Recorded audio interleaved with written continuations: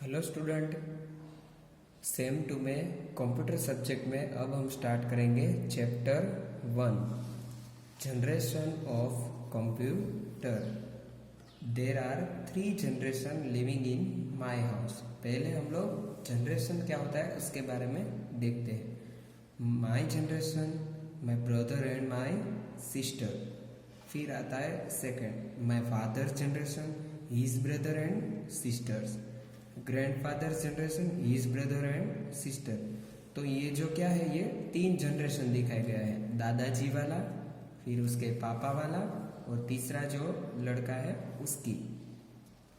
People born in the same era are called peoples of same generation. Similarly computers that come into existence in the same era are called the computers same generation। एक ही generation में जो भी computer invent हुए हैं वो उस generation के computer कहे जाते हैं। हमने 6 स्टैंडर्ड में भी देखा था कि हिस्ट्री क्या थी कंप्यूटर की। तो अब हम देखेंगे development of electronics. Electronics is the fundamental base of modern computers. Development of electronic is directly related to the development of computers. Computer का जो डेवलपमेंट है वो इलेक्ट्रॉनिक के साथ जुड़ा हुआ है। The era of electronics started with the vacuum tube, later with the advent of new researches and technology. Electronics underwent many eras. Different eras of electronics are as follows। Electronic का जब development हुआ उसके साथ computer में भी बहुत सारे नए नए रिसर्चेस होते गए और धीरे धीरे चेंज आता गया।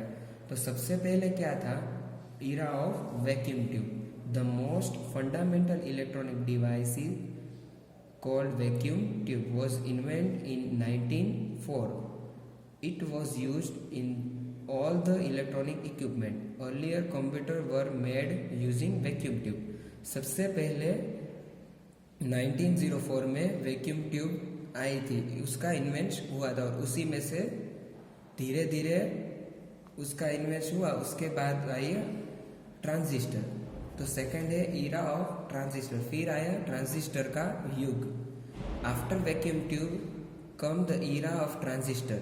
Transistor was invented in 1947।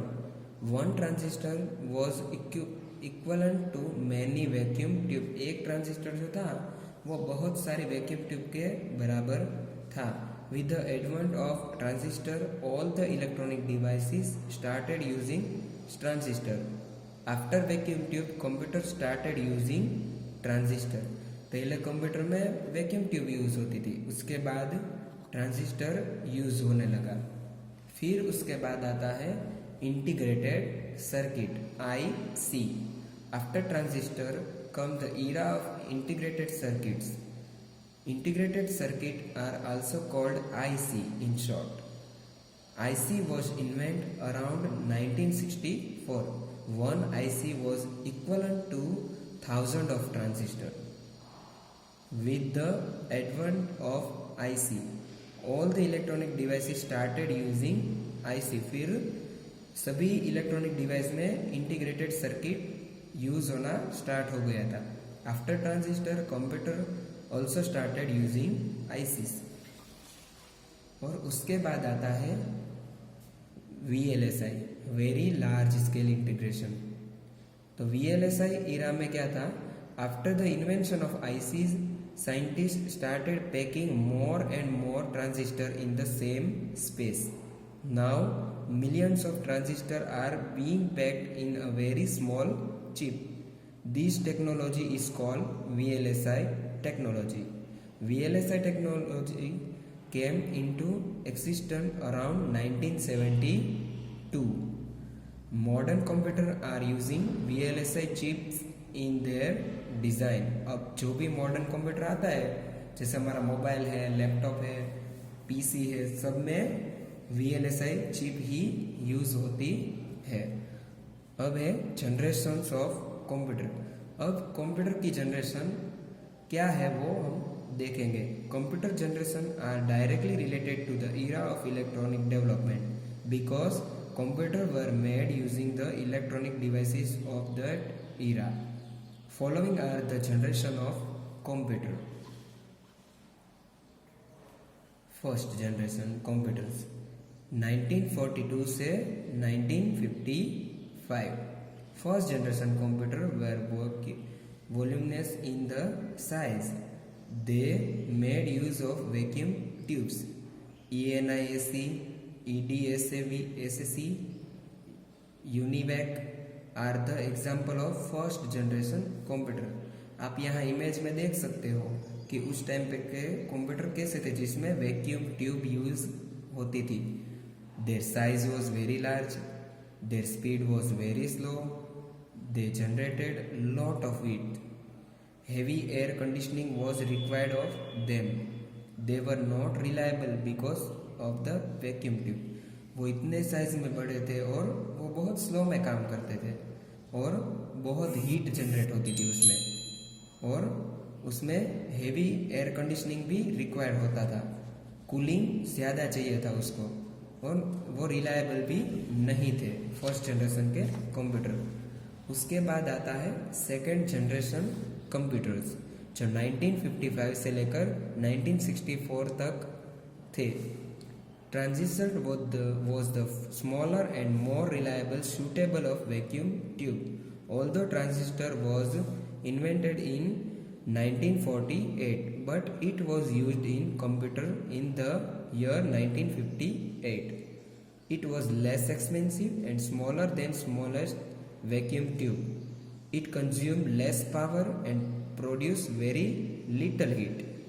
Some of the example of second generation computer: UNIVAC 3, CDC 1400 series, Honeywell etc. वो सब क्या है, सेकेंड जनरेशन के कंप्यूटर के एग्जाम्पल है. Following were the characteristic of second generation computer. They were smaller than the first generation computer. वो थोड़े size में स्मॉल थे. They were faster than the first generation computer. वो फास्ट थे. They produce less heat. They were more reliable.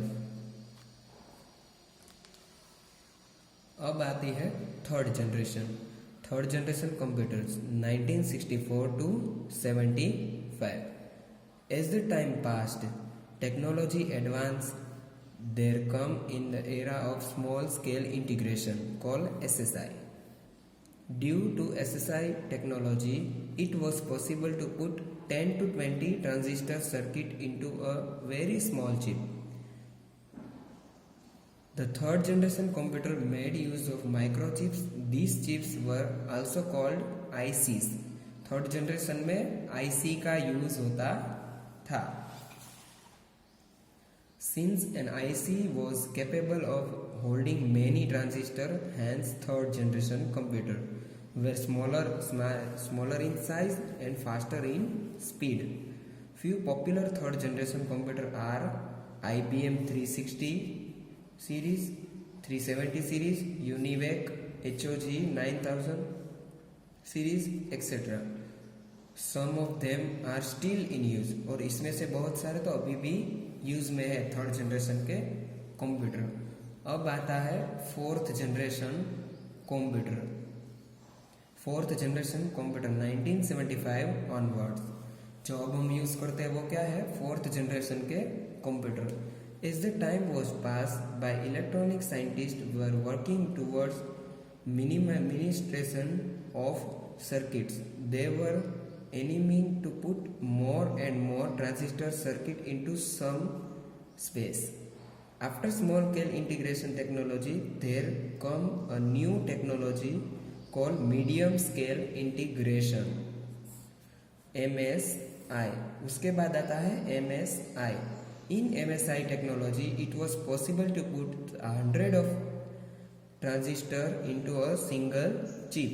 Earlier, fourth generation computer made use MSI technology.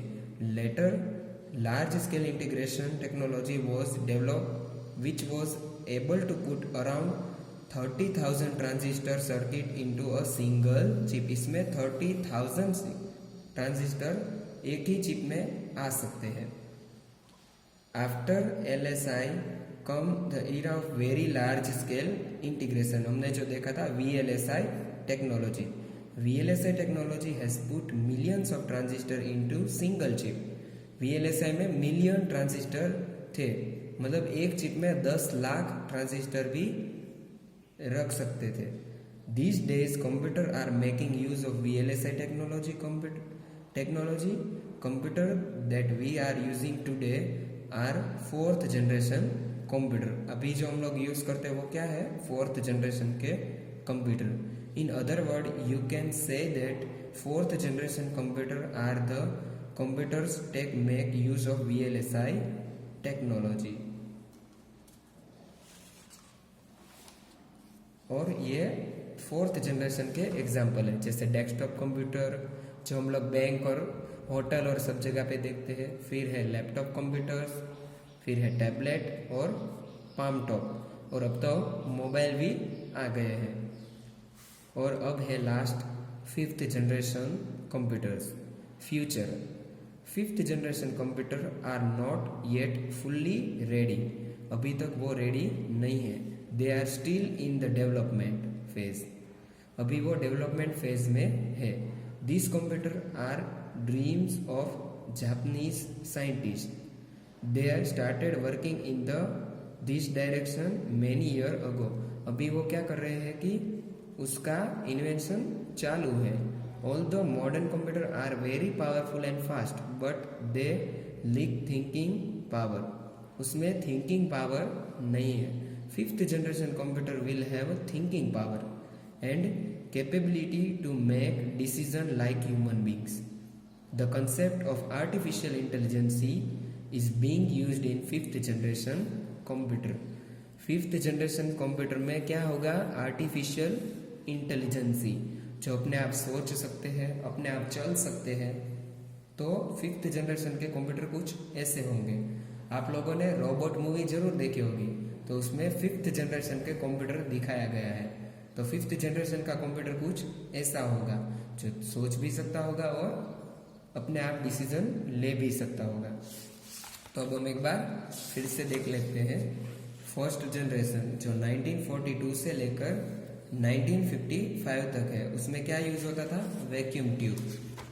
फिर है second generation computer जो 1955 से लेकर 1964 तक थे, और उसमें ट्रांजिस्टर यूज होता था।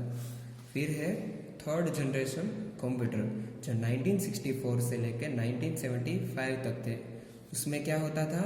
IC यूज होता था।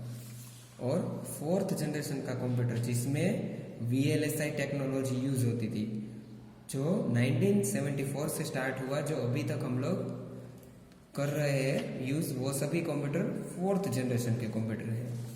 और अब जो आने वाला है वो क्या है? 5th जनरेशन कंप्यूटर्स, जो भी उसका डेवलपमेंट चालू है, मतलब वो डेवलपमेंट फेज में है।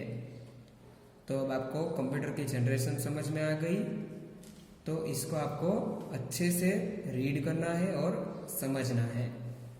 तो मिलते हैं हम लोग नेक्स्ट सेशन में।